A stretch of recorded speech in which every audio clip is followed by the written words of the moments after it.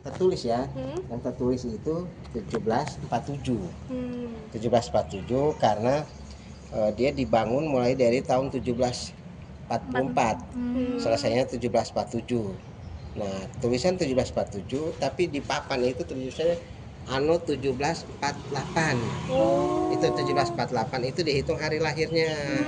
Sebenarnya kalau dihitung itu dia sudah 3 kali renovasi. Jadi ini yang ketiga. Jadi sebelum ini 1740.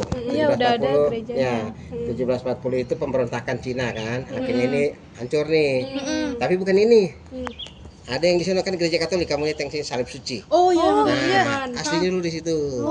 Jadi di situ dua kali Yang di sana? gereja ya. Jadi sebelum 1740 itu sudah ada renovasi lagi, baru lagi.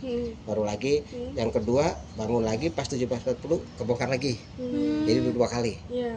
Ini dibangun dari sini. Makanya dikasih tanah sama ini nih, Iya, Justinus iya, Fink nih, Justinus Fink. yang punya Orang yang Belanda. punya cilincing semua punya dia. Nih.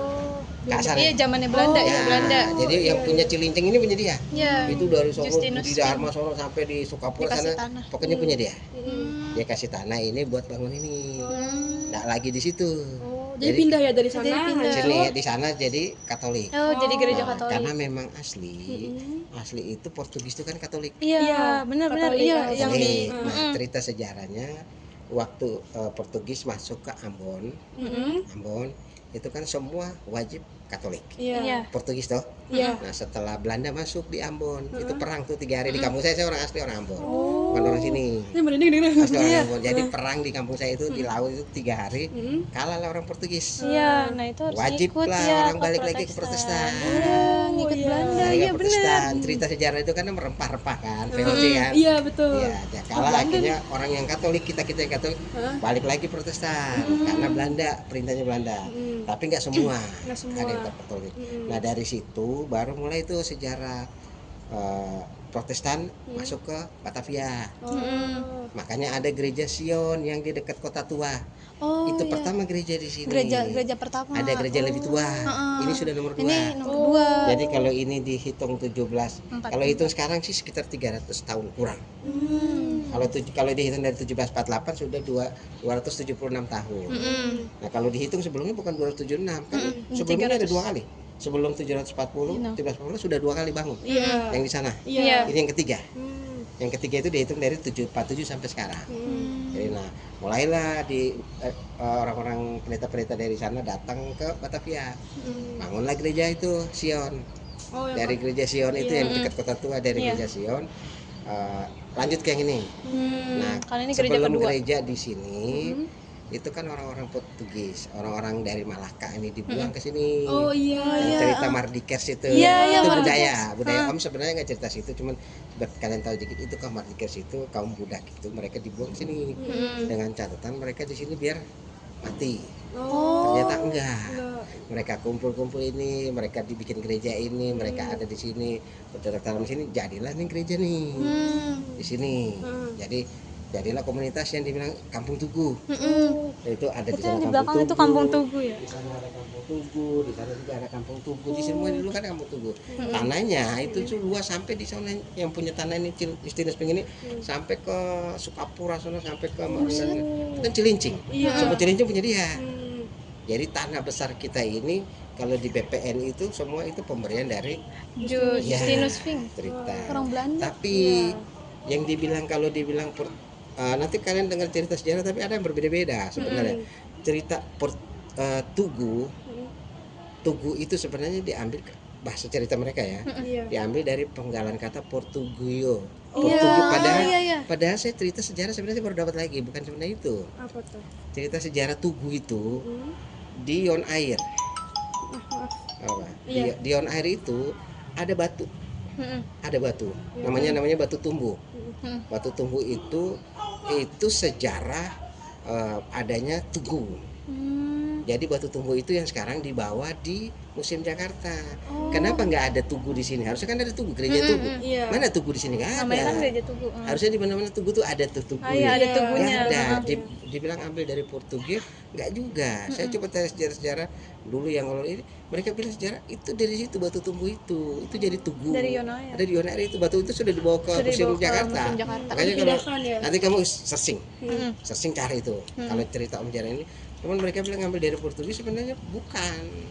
Kalau itu dari dari batu tugu itu, tugu. Makanya di sini tuh tugunya itu di situ. Kalau di Priuk sana orang bilang tiang pancangnya itu Mbak Priuk.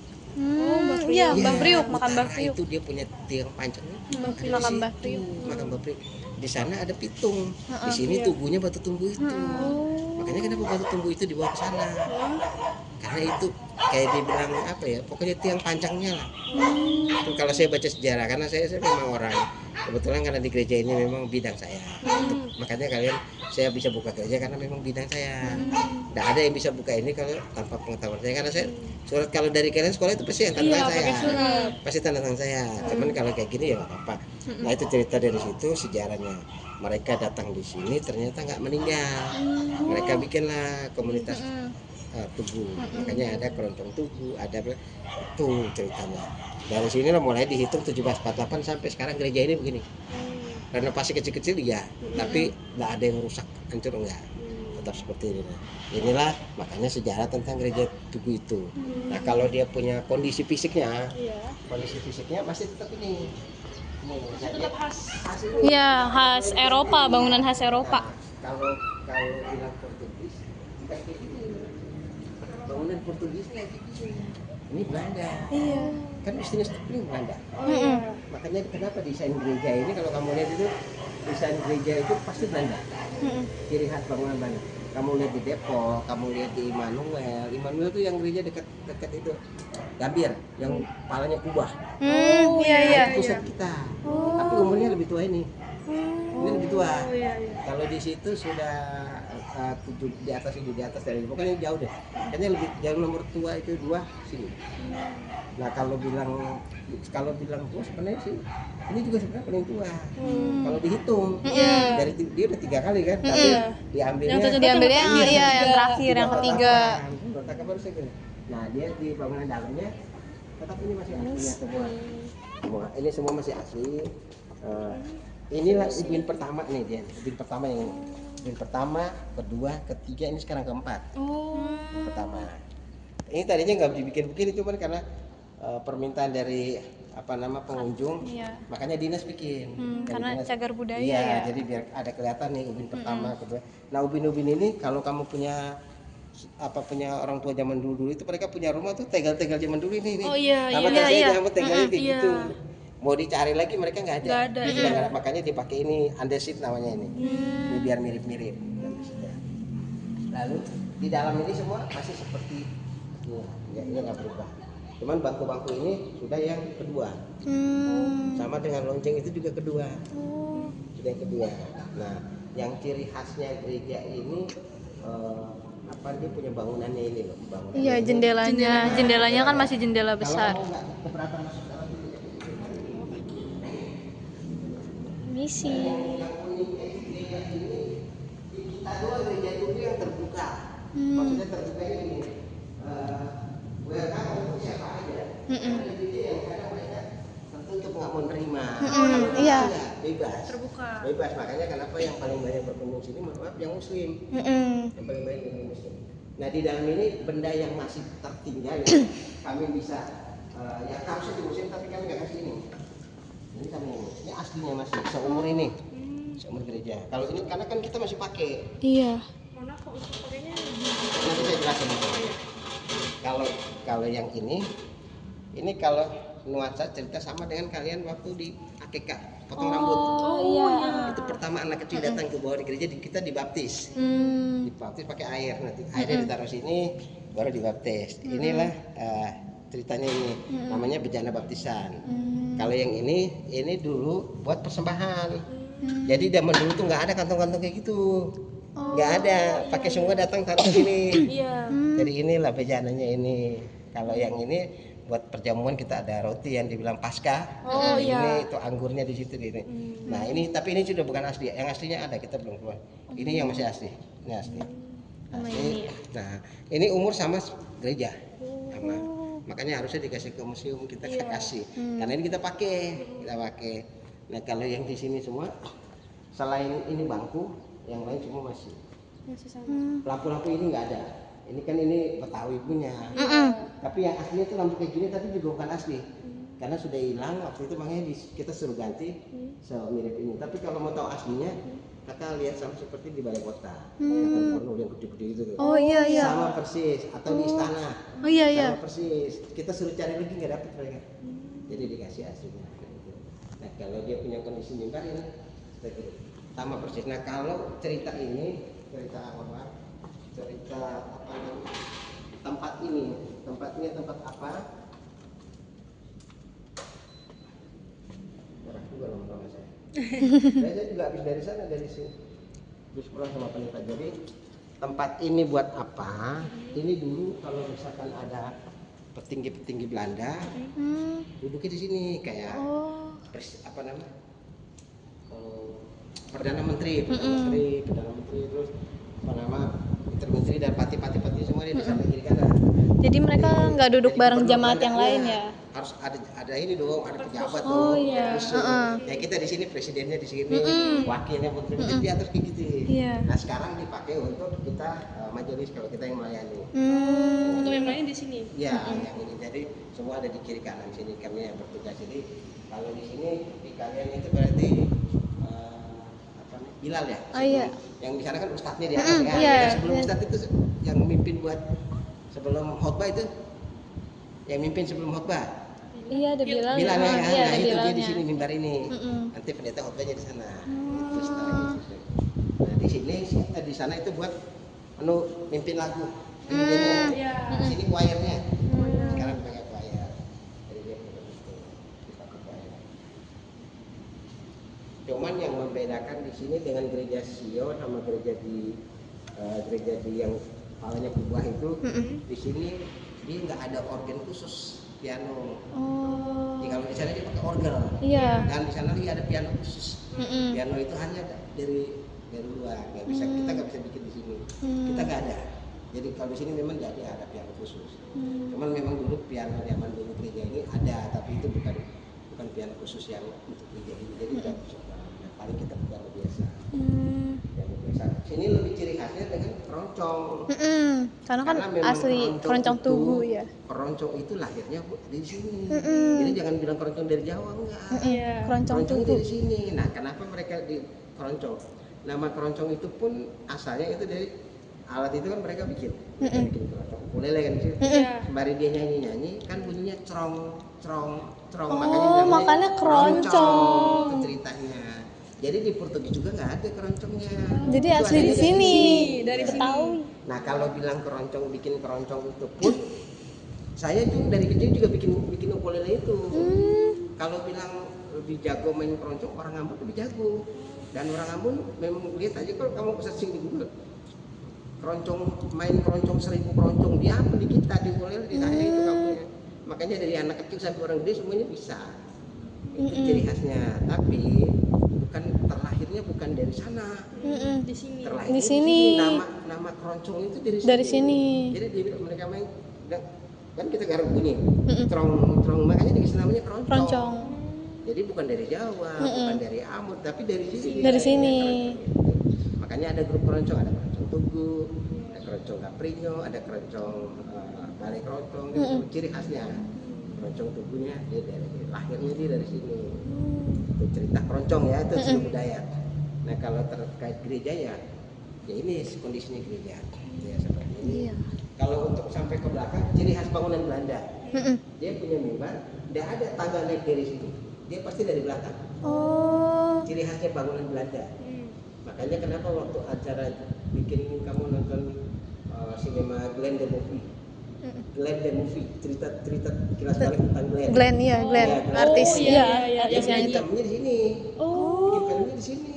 Waktu itu kan kita blok, kalian nggak boleh parkir di sini selama 2 hari. Waktu itu kan kita blok karena dia pakai semua area ini buat syuting. pakai hari semua gede. Makanya nggak ada yang bisa masuk karena ditutup, jangan sampai ada bising suara. Tutup dia dari sono, tutup pintu sana. Ya sekolah libur, sekolah kalian juga kita nggak boleh parkir masuk karena dia blok semua. Itu sutradaranya Idris Samsi itu kan bikin di sini. Dan semua dilepas karena dia mau cari gereja waktu zaman dulu Glenn lahir. Kalau ke Ambon kan mahal. Iya. Kampung sama saya sih. Ke Ambon kosnya besar. Dicari di sini yang agak mirip. Ya emang masih ini ya, masih asli. Agak mirip, tapi nggak ada piano. Makanya dia bawa piano zaman dulu, dia bawa sini piano. Terus dia keluarin tuh AC, lampu-lampuin semua dikeluarin. Nggak pakai ada. Dikeluarin karena Mau ngambil inian yang khasnya. Jadi semua dikeluarin, dia bongkar hasilnya. Keluar gerejanya ini dibuka jendelanya, karena kalau ini jendelanya dibuka semua. Nah, jadi ciri khasnya gereja itu.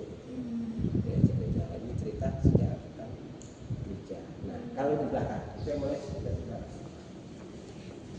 Kalau dia ke belakang ini ciri khasnya mimbarnya. Permisi. Kenapa saya bilang ini kalian punya ini gereja yang paling terbuka ini? Di sini doang yang biar orang bisa bebas karena memang kita sengaja bikin begitu. Jadi kalau ini foto-foto pendeta yang pernah melayani kan 5 tahun dia sama kayak presiden. Ini dia akses naik ke atas, terus dulu zaman dulu dia ke atasnya tidak lewat ini, dia lewat sini tangga di sini. Dia punya ini jadi naik dari sini langsung ke atas, jadi 5 truk nih ini kaknya papanya. Kita simpan ini karena nggak boleh ini. Jadi anak tangganya ini dari sini dia naik sampai ke sini. Jadi cuma 3 anak tangga. Nah kalau kamu bayangkan nih anak tangga sampai ke sini berarti jaraknya gimana? Iya jauh. Kenapa dia cuma hanya 3? Karena orang bule itu tinggi. Kakinya dibuat melangkah begini, dia begini kita nggak nyampe. Iya, bisa. mereka nyampe. Dia bisa. Sama dengan dia punya bangku yang ini kan kecil. Ada bangku asli ada di rumah pendeta, nanti kamu keluar sebelah kanan. Yang suka depan sekolah kan, depan gereja kan parkir motor tuh. Seberang tuh ada rumah pendeta tuh. Itu ada bangku. Dia besar nih segini, lebih besar dari. Karena kakinya panjang. Tinggal satu-satunya. Dia dulu kalau kita duduk, kalau di bangku besar itu kita Bisa duduk, naik kakinya. Iya, kakinya no. Iya. Karena dia lebih Nempel. besar. Iya. Karena kalau Bangkunya. orang itu kita pasti bisa nyender. Jadi kalau mereka aman, kita nggak bisa. Itu aksesnya gitu. Itu bangku satu-satunya. Nah, kenapa yang bikin dia orang bule besar. Kalau di sini kita ganti ini karena ukuran kita ada kecil. Tapi umurnya juga sudah lumayan lama sih. Udah ya sekitar ratusan tahun. Iya, karena itu bangku kedua kan. Ya, bangku kedua. Lonceng juga lonceng kedua. Nanti kalau kamu mau lihat lonceng, kantor gereja. Ada lonceng pertamanya ada. Minta izin sama Pak security, saya mau numpang foto lonceng gereja asli. Boleh itu ada di itu. Yang keduanya ini. Yang ada di situ, yang ada di sekarang kita itu lonceng kedua, dari situ kelihatan tuh. Yang digantung itu lonceng di sana di tiang loncengnya ini kan ada. Dan ini satu-satunya lonceng tertua di kita. Permisi. Masih dipakai juga. Itu lonceng kedua. Yang itu tiang lonceng. Itu tiangnya. Nah, dan itu lonceng sejarah yang masuk cagar budaya, tertulis sebagai cagar budaya gereja dan lonceng. Gedung lain ini nggak masuk. Nggak masuk kawasan cagar budaya iya. Tapi bangunan cagar budaya hanya ini Sama loncengnya. Lonceng. Makanya kenapa ini jadi ikon. Pak Jokowi datang ke sini dia cuma mau foto di situ. Lonceng. Jadi kalau mereka suka foto dari sana langsung Habis itu masuk ke latarnya dalam ini. ya. Itu cagar budayanya. Selain itu belum terdaftar. Kita nggak daftar. Nggak mendaftarkan. Nggak mau, karena kalau daftar kita mau paku tembok, bukan paku, kita mau rombak, contohnya mau masang AC. Ini harus izin dulu. Iya. Karena kan ini cagar budayanya. Cagar budaya, dan itu ribet. Iya. Kita izin iya, tapi dia nggak bantu. Iya, kita Dia izinnya bantu. tapi Kita nggak ada jangan- bantuannya. Kita mesti izin dia, mendingan kalau lo mau izin ya mendingan sekalian aja. Masih kita izin, kasih duit sekalian ini udah kita duit. Iya. Ini doang. Ini sih. Ini kerangka atasnya kalau kamu biasa kita lihat. Nanti mau saya cerita. Ini atasnya nih dia waktu mereka renovasi, atasnya kayak gini. Kayu-kayunya sebesar ini, sebesar bangku itu gede-gede. Terus panjangnya dari sini sampai depan. Nih di kayu-kayu ini nih, udah terputus. kayu jati. Makanya kenapa ada pohon-pohon jati? Oh. Ada pohon jati. Kenapa ada pohon jati itu karena nah kalau ini tembok aslinya. Ini tembok ini ya. Ini strukturnya yang selalu orang tanya, kok ini terbuat dari apa temboknya? Iya, yang bisa Ini, sampai kuat tembok, ada batu bata, pasirnya nggak ada, adanya kapur. Oh, Jadi pakai kapur. kapur Jadi ya? pakai kapur, dia pakai kapur, terus ada perekat. Perekatnya itu saya tanya anak-anak yang arsitek UI, Mas UI, ini cerita sejarah ya, tapi saya tanya mereka nyambung. Perekat itu datang dari unsur gula. Perekat pengganti semen, unsur gula dan unsur telur untuk lengketnya. Jadi yang bikin kerasnya itu unsur gula sama unsur telur. Ini kapur sama bata, disusun-susun aja ini jadi kayak tembok ini. Makanya kalau kita paku ini nggak mempan, pakunya yang patah. Jadi mesti dibor dulu. Dibor, makanya ini kan nggak ada retak. Ini coba aja ngeliat nggak ada retak. Itu kan keluar tadi bukan retak, itu catnya yang gelopak. Karena catnya harusnya cat khusus. Nah ini dikasih semen. Nggak bisa pakai semen biasa kita begini, pasti dia akan gelopak.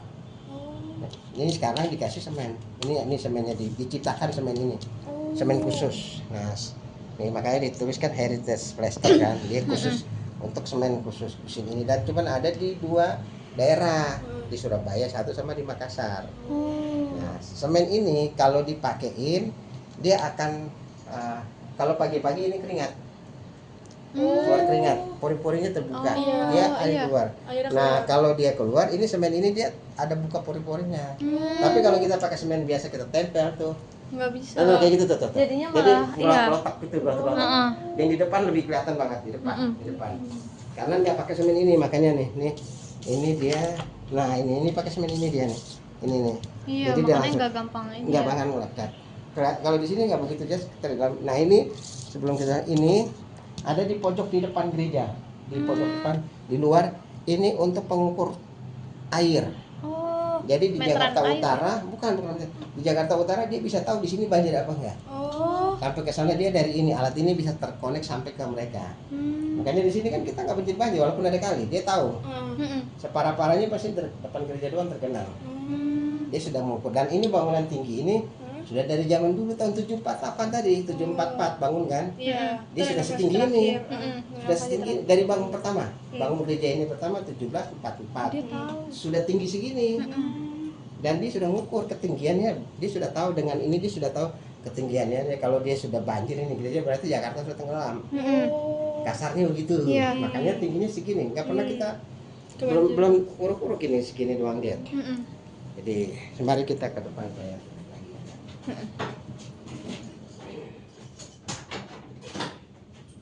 Jadi ini pendeta yang mana ini? Nah ini pendeta ini pendeta Kuiko namanya. Kuiko itu pendeta orang ahli tugu. Pendeta Albert Kuiko itu dulu gereja ini punya orang tugu. Mereka serahkan ke kita, kalau di kita sinode itu kayak pusatnya gereja-gereja di Jakarta. Kalau kalian MUI, nah kita sinode GPIB, makanya ada tulisan Gereja Protestan Indonesia Bagian Barat. Nah itu kalian tuh MUI ini. Nah ini pendeta pertama yang menyerahkan gereja ini ke GPIB. Jadi gereja dulu kan punya orang tugu. Nah mereka serahkan ke GPIB tahun 1960. Nah barulah ini dikelola GPIB. Jadi tanah ini diserahkan warisan, serahkan ke gereja tugu. Baru kita urus surat-suratnya. Jadi setiap kali pendeta 5 tahun berganti, dari sini 5 tahun, ada yang 10 tahun berganti. Ini pendeta yang terakhir kemarin. Nah yang pendeta sekarang belum, nanti bulan November pensiun di sini 5 tahun. Nanti baru taruh lagi fotonya di situ. Ada yang udah meninggal, ada yang masih ada, tapi prosesnya 5 tahun. Ya pendeta. Ini dia di kalau di kita pengajiannya seperti itu. Mari kita ke depan lagi. Ya, misi. Ya. Dan kenapa saya bilang gereja ini sangat terbuka, karena ini gereja paling ramah. Dia ramah lingkungan, ramah anak, ramah pengunjung. Nah itu yang saya bilang kayak gitu. Ini dia pakai semen ini nih. Ini bagus kan? Iya, beda. Itu enggak habis duitnya. Habis duitnya makanya terkelupas gitu. Karena dia sudah menggunakan semen khusus. Itu makanya kayak gitu. Iya, beda banget, Pin. Beda dia. Yang masih rapi-rapi. Dia pasti akan basah. Karena dia Kalau itu dia nyerap air keluar. Itu dia nyerap. Nah fungsi dari semen itu pun juga menyerap keluar air. Jadi dia nggak bikin tembok tuh rusak, bikin bata tuh busuk deh gitu. Nah itu yang tadi saya bilang, ini bangku seperti ini, dia bangku di sana sebesar ini, ada barang. Kita mampir biar foto itu. Nah sejak itu kita seperti biasa, gereja tetap dibuka untuk umum. Dibuka untuk umum, siapapun yang berkunjung silakan. Tetap izinnya kantor gereja. Bersurat kalau misalkan kayak tadi tuh, kalau nggak ada saya tadi, kalian nggak bisa masuk, paling cuma foto-foto di luar. Nah, kenapa kita harus temenin? Karena pertama ceritanya biar dapat kan, biar keliru. Kalau kalian lapor dulu terus kalian bikin surat, itu kita jelasinnya juga urut tuh semua dapat kalian. Jadi karena memang salah satu cagar budaya di utara yang benar-benar ini juga di sini, yang orang terpikir ternyata di sini kita ada cagar budaya, dan ini juga sekarang jadi viewernya, jadi apa ya, jadi ikonnya utara. Utara pernah apa? Kemarin pun di DKI wali kota dapat penghargaan karena dibikin miniatur gerejanya di sana.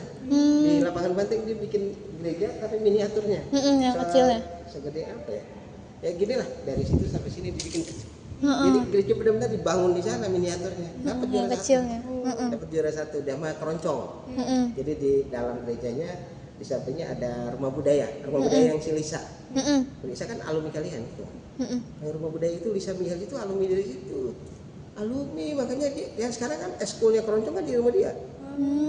Oh, yang Sekarang sering eskul di nampil. sebelah kanan. Iya, yang Rumah sering budaya. nampil dia. Sekarang eskulnya Keroncong Tugu itu, kan anaknya kan ada di situ siapa namanya?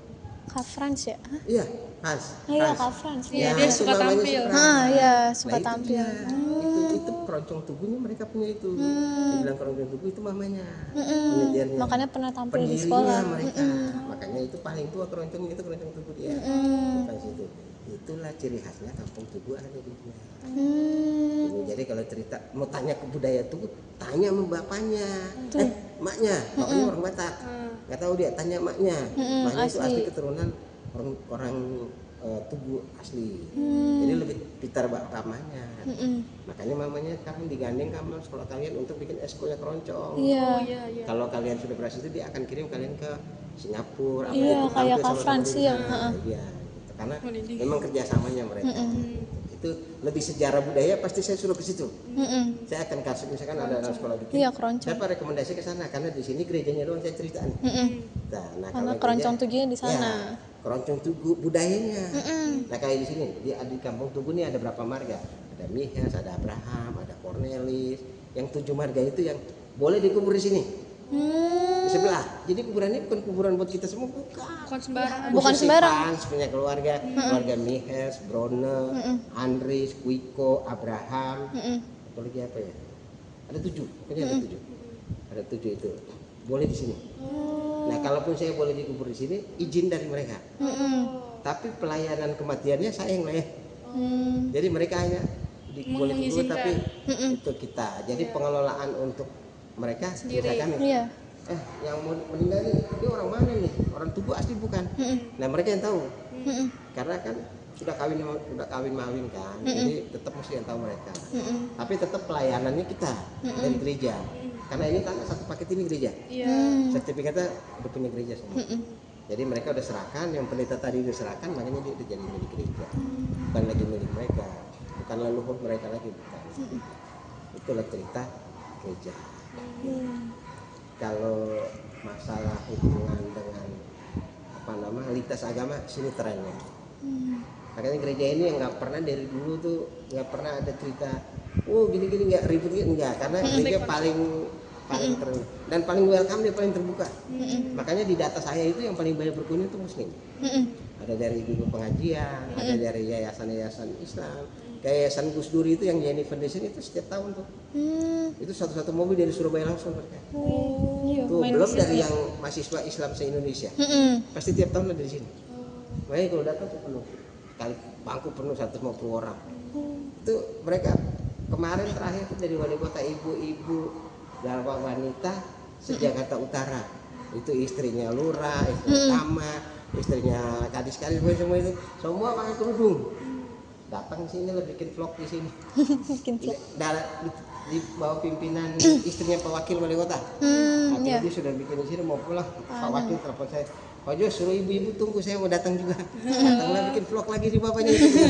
Bikin vlog dulu. Memang ini jadi ikon, benar-benar ikon karena ciri khasnya utara itu salah satunya nih. Iya. Ini Sip itu. 12 destinasi. 12 destinasi itu di utaranya ini Pitung, Mbak Priok. Mbak Priuk. Itu 3 itu yang masih masuk dalam kawasan destinasi Serang Kota. Oh, kita tahu sudah barat kan, kalau ini di utara. 3 itu makanya berbeda ikon orang studi pendidikan selama ini nggak ngeh bahwa ini di sini ada sejarah, ada Gereja Tugu yang punya sejarah lebih dari yang lain. Dan lebih sadis lagi, kalian tahu sekolah kalian itu ini sekolah pertama di DKI di sini. Ayo tahu sejarah pendidikan pertama, sekolah pertama di sini. Sekolah kita. Sekolah pertama di DKI Batavia. Di sini lahirnya. Ayo loh. Ini kamu nggak tahu juga siapa? Sekolah pertama ini di gedung ini, di dalam gereja ini mereka belajar sembari ngompong, main keroncong, sembari ibadah boleh, semua di sini. Setelah dari sini, nggak mungkin di sini sambil gereja sambil sekolah. Iya. Pindahlah mereka di rumah yang pendeta sekarang nih. Yang depan itu ya. Itu. Disitulah sekolah, semua agama sekolah di situ. Ada namanya sekolah rakyat. Oh iya ada namanya sekolah Zaman rakyat. dulu sekolah di situ makin lama makin banyak. Tak mungkin di dalam gereja ini bareng sekolah. Dipindahkanlah sekolah itu ke SD yang di samping kalian itu. Iya. Yang SD sampai. itulah awal mulanya sekolah pertama. Makanya kemarin mahasiswa UI bikin acara itu seperti sini di sekolah itu tuh. Dia bikin di sekolah itu kayak apa ya? Pokoknya dia bikin kegiatan KKN gitulah, kayak kemarin pegelaran musik anak mahasiswa bikin di sini kan. Tapi kemarin dari UI bikin di sini. Itu cerita itu. Dari situ lah dia cerita sejarah. Dia bawa anak sekolah ke sini, anak-anak SD semua dibawa ke sini. Satu sekolah itu dibawa ke sini semua penuh, baru cerita. Saya cerita di situ sejarah. Kepala sekolah terheran-heran. Jadi ternyata sekolah kita dong, berarti sekolah pertama. Iya. Iya. Sekolah pertama. Itu sejarah. Jadi kan makanya mereka ini kenapa studi pendidikan, ternyata kita bangga juga di utara sekolah pertama, pendidikan pertama ada di sekolah pertama di sini tepatnya. Makanya kita nggak hapus tuh sekolah di belakang. Jadi tetap kita ada sekolah tapi sudah di bawah yayasan gereja, yayasan pendidikan Tugu Bakti, SD, SMP, SD, TK, SD, SMP tetap ada. Makanya disupport kan sama pemerintah. Karena itu sekolah pertama, pendidikan pertama di sini. Itu cerita sejarah pendidikan. Kalau kamu masih nggak yakin, nanti kamu searching cari bukunya J.J. Rizal, sejarawan J.J. Rizal. Itu dia cerita tuh tentang ini tuh pendidikan itu. Ya, itu dia cari di situ biasanya itu waktu bedah buku saya juga kaget. Dia kasih tahu bukunya J.J. Rizal itu sejarawan itu. Dia itu cerita tentang itu pendidikan Awal mulanya pertama, pendidikan di Batavia. Nanti pulang kamu tinggal cari sendiri macam-macam. Atau kalau ke perpus coba cari karena bedah buku itu tentang itu ya. Dia masih bilang, oh ternyata begini. Saya juga percaya nggak percaya. Ternyata dia cerita. Kita kan di lapangan di bedah buku semua tuh. Dia cerita.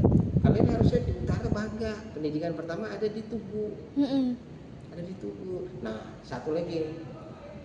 Kamu Betawi apa orang mana? Orang Betawi bukan? Orang Jawa. Iya, saya Jawa. Nggak ada.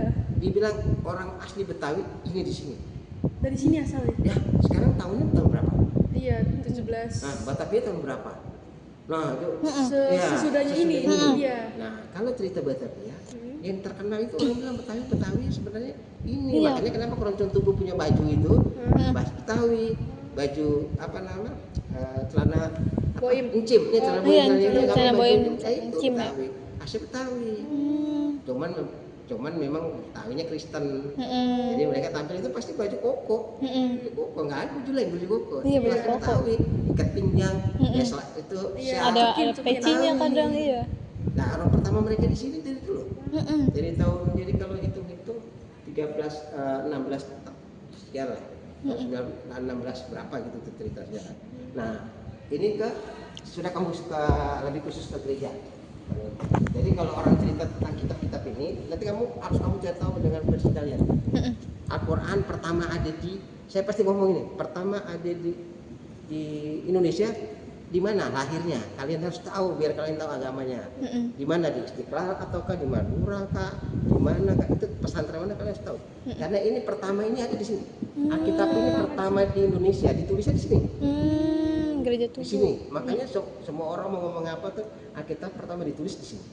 Itu terjemahan Alkitab kan sudah dari dulu di luar negeri, tapi di di Israel, tapi dia terjemahan dari bahasa Belanda ke bahasa Melayu. Di sini. Di sini penulisan Alkitab itu kan sedikit kecil nih, ada di museum Alkitab udah dibawa ke sana, udah usang-usang. Itu ditulisnya tahun 16 sekian. Nah ini sejarah gereja, mulai itu gereja di Salib Suci. Oh iya, yang di Salib Suci ya. Jadi umur Alkitab itu sama seperti umur gerejanya. Makanya ya di sini tulisannya Alkitabnya. Itu yang dibikin kenapa ini juga masuk dalam kebanggaan di utara itu, karena sejarahnya ada di sini. Iya. Sejarahnya. Semuanya, sekolahnya, pendidikannya, iya. Iya, itu cerita. Karena awal mula ininya kan Orang di nggak daerah terpikir. sini kan. Orang nggak terpikir ke situ, padahal pas di bedah sejarah ternyata itu cerita sampai segitu jauhnya. Orang yang cuma ngerti udah. Terus kenapa juga gereja hadap ke sana? Iya ke sungai. Iya, ke sungai itu. Karena transportasinya hanya sungai. Zaman dulu nggak ada jalan dong. Kalian punya sekolah belum ada jalan. Ini baru Itu jalan sungai. ini baru. Itu kan zaman bener. Ali Sadikin gubernurnya. Iya. Dibikinnya jalan ini. Kenapa dulu gerejanya ke sana? Kalau tahu jalan di sini dibikin saja ke sana gereja. Tapi nggak ada ke sana karena transportasi satu-satunya zaman dulu hanya Sungai. sungai itu. Dan sungai itu lebarnya bukan segini. Dulu lebih lebar lagi. Lebih lebar. Nah, sekarang Iya. logika ya. Iya. Kita ini kain tadi kan saya kasih panjangnya dari depan Iya, sampai belakang. Dia Iya. mau bawa pakai apa? Sulit dong kalau itu mah. Kalau nggak lewat sungai, Iya. entah itu dia bawa pakai kapal atau dia tarik di air. Nggak mungkin Ikat itu. tertarik iya. kayak apa? Kayu-kayu gelondongan kayu diikat terus tarik. Iya. Entah itu kita nggak tahu. Tapi kalaupun dia pakai kapal, berarti kapalnya pasti besar dong. Iya. Besar kapal-kapal Portugis itu mungkin Oh ya. iya, Tahu gitu. Berarti dia akan sampai di sini. Nah, kalau dia sampai di sini berarti sungainya gede dong. Iya. Nah, sungainya apa ini? Ini sungai Candrabaga. Iya, Candrabaga. Zaman Mula Warman. Iya, Sudah ada sungai ini. Tembusannya terus Iya, Bu. sampai ke Pegangsaan, sampai ke mana-mana. Ini kali ini. Oh, Candrabaga. Jadi cerita ini bukan ada sejarahnya. Candrabaga ini dari zaman dulu. Cerita ini sungai itu. Makanya bagian dari sejarah. Jadi kemarin saya bilang, ya itu cerita sejarahnya. Jadi kalau bilang sejarah banget di sini. Cuman orang nggak terpikir ke situ. Jadi kalau kalian dikasih orang kalian datang terus ada yang cerita yang salah-salah, nanti kalian masalah. Jadi makanya mereka tuh saya bilang, oh kalau ada saya pasti saya bukain dan saya pasti aja ke dalam. Tapi kalau orang lain nggak boleh, nggak akan diterima, pasti dimarahin sama koster Pak Wawan yang punya dia pasti nggak akan masuk dia nggak kasih masuk. Oh izin siapa nih? Izin Pak Daniel pun kalau di kantor izin Pak Kepala Kantor, pasti dia nggak akan suruh masuk, cuma kalian foto-foto dari luar. Iya. Tapi kalau masuk di dalam pasti kalau ada saya, berarti saya buka karena penanggung jawabnya ada di saya. Itu penanggung jawab untuk bidang ini. Bidang ini kalau sini kan ada ketua majelis jemaat, pendeta kan, pendeta terus turun ketua satu itu mau ini gereja ya, struktur organisasi gereja. Ketua satu membawai keamanan, pengamanan dan juga kayak orang-orang meninggal, orang sakit itu dia yang ngurus tuh. Nah kalau ketua dua saya, ketua dua itu kalau di organisasi luar humas. Iya, Jadi humas tukang bacot kemana-mana ini saya. Iya. Makanya muka saya dia paling di wali kota, dia paling ke Sudin, dia paling ke dinas, dia paling ke polisi.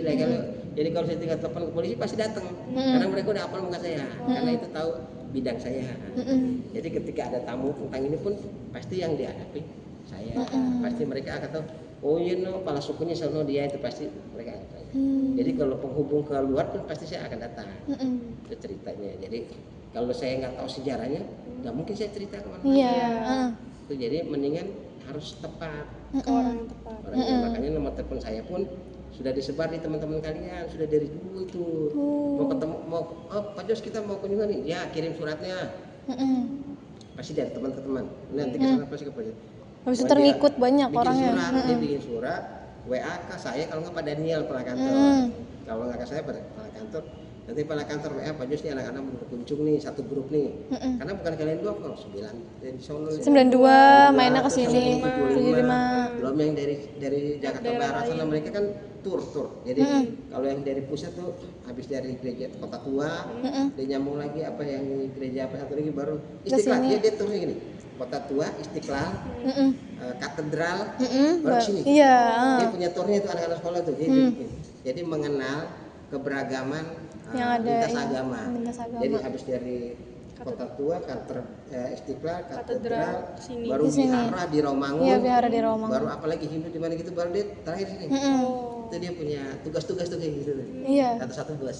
Kalau yang dari sana dia satu-satu bus dia. Iya. Satu bus. Nah, itu ciri khasnya keberagaman.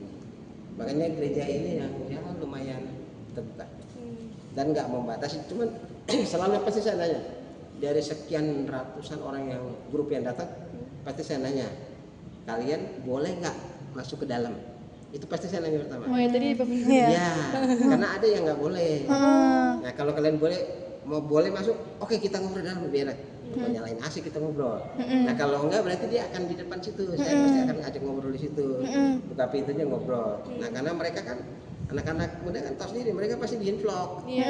Baru ada satu dua selamat datang kita ada di gereja Tugu bla bla bla. Iya, bikin vlog. Terakhir lagi dia pada di sini kayak ini. Saya akan foto dari atas. Jadi dia akan berdiri sini. Nanti kalian mau foto nanti. Mereka suka minta foto dari atas. Jadi saya di atas baru saya foto ini nih. Oh iya. ada ke sana. Iya, tahu kan? Mereka di sini. Yang paling sering ini nih, nggak tahu sih saya juga. Mereka suka berdiri sini. Baru dia foto dulu. Ini buat apa kan? Udah tenang aja Om, kita mau bikin apa vlog apa. Oh iya, yang pakai kamera belakang. Wali kota juga bikinnya di sini, juga vlognya di sini. Ada aja dulu. Dan itu ciri khasnya orang yang berkunjung. Kalau YouTuber ya seperti ini juga dia berkunjung. Ya, itu ciri khasnya. Oh pokoknya keren deh kalau anak-anak kalian teman yang datang ada aja ulahnya. Ada aja ulahnya. Dan kebanyakan yang Muslim. Makanya saya bilang kebanyakan Muslim itu karena saya tahu data saya iya. Ya kan? Jadi benar-benar terbuka, benar-benar terbuka. Oke, ada lagi yang mau tanya? Udah. Oke. Ada nih. Kalau mau sambil nanya, kita ke depan lagi boleh. Boleh. Ayo ke depan. Ini udahan gak sih ya ini? 30 menit lebih. Kamu nggak kasih dulu? Udah.